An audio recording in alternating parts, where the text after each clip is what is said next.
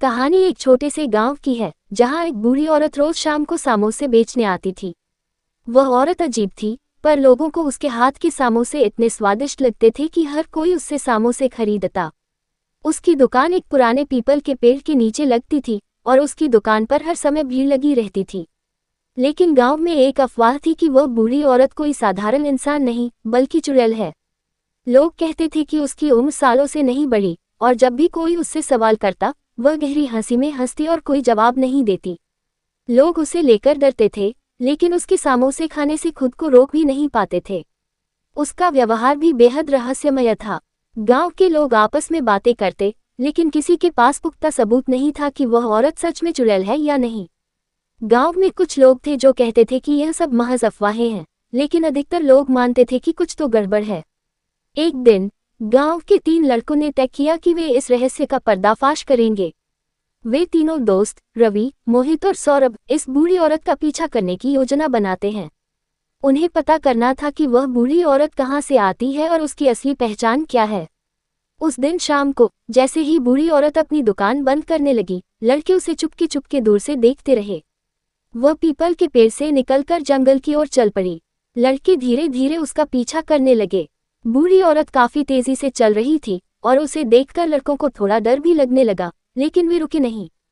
कुछ दूर चलने के बाद बूढ़ी औरत एक पुराने खंडहर जैसी दिखने वाली हवेली में चली गई। हवेली सुनसान थी और वहां एक अजीब सी बदबू फैली हुई थी। लड़कों ने हवेली के दरवाजे से अंदर झांका तो देखा कि वह औरत समोसों के ऊपर कुछ मंत्र बुदबुदा रही थी। तभी अचानक उसके शरीर से धुआं उठने लगा और वह बूढ़ी औरत एक भयंकर चुड़ैल में बदल गई। लड़कों ने जैसे ही ये दृश्य देखा, उनके होश उड़ गए। अब उन्हें यकीन हो गया था कि गांव में फैली अफवाहें सच थीं। वे भागने ही वाले थे कि चुड़ैल ने उन्हें देख लिया। उसकी आंखें लाल हो गईं और वह भयानक आवाज में चिल्लाई, तुम्हें मेरे राज का पता चल गया है, अब तुम बच नहीं सकते। तीनों लड़के जान बचाने के लिए तेजी से भागने लगे। चुड़ैल उनके पीछे पीछे उड़ते हुए आई। वे गांव की ओर दौड़ते रहे, लेकिन चुड़ैल उनकी तरफ तेजी से बढ़ रही थी।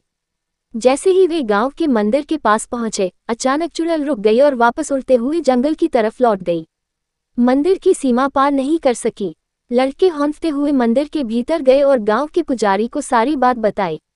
पुजारी ने बताया कि वह चुड़ैल सैकड़ों साल पुरानी है और गांव में आने वाले नए लोगों को अपने समोसों के जरिए अपने वश में करती है। वह गांव के पीपल के पेड़ से बंधी हुई है, इसलिए गांव से बाहर नहीं जा सकती। पुजारी ने गांव वालों को बुलाया और चुड़ैल के बारे में सबको बताया। अगली सुबह गांव वालों ने पीपल के पेड़ के पास जाकर हवन किया और चुड़ैल के खिलाफ तांत्रिक उपाय किए।